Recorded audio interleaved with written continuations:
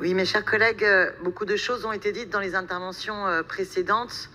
Je pense que cette délibération sera adoptée à l'unanimité, en tout cas je le souhaite.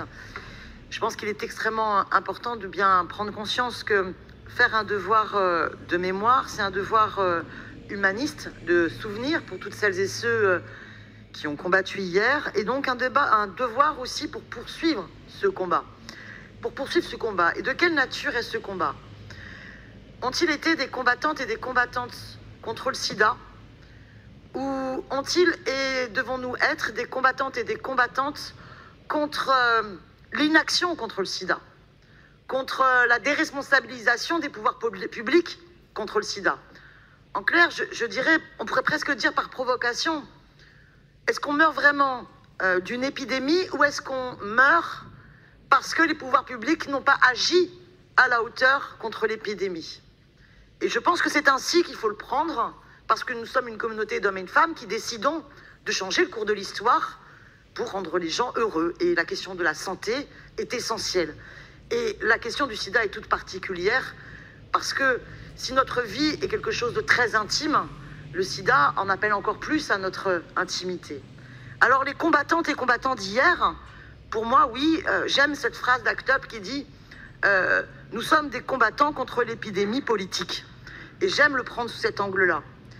Parce que hier, ils et elles sont morts et ont combattu contre la maladie, contre leur propre mort, contre celle de leurs proches. D'abord, ce combat extrêmement dur, extrêmement violent.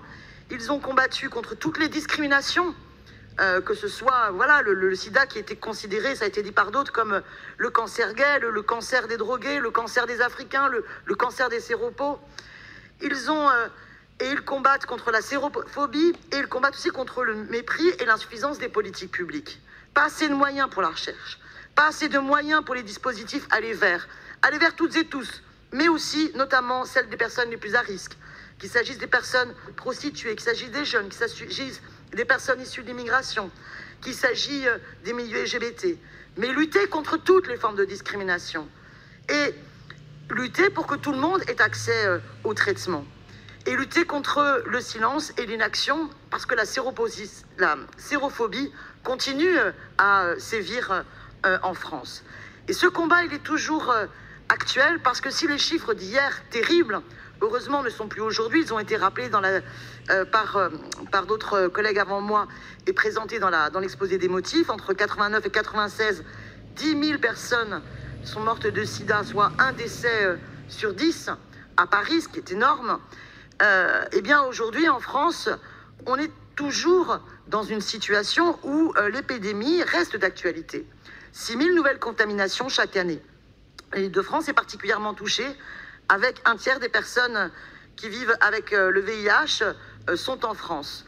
24 000 personnes sont atteintes sans le savoir du VIH en France. En France, 42 personnes, âgées de 18 à 75 ans n'ont jamais réalisé de dépistage concernant le virus du sida. Alors, le combat doit se poursuivre et cette place en mémoire des combattantes et des combattants contre le sida doit être un point d'étape pour poursuivre et amplifier le combat pour faire véritablement un Paris sans le sida. Je vous remercie. Merci.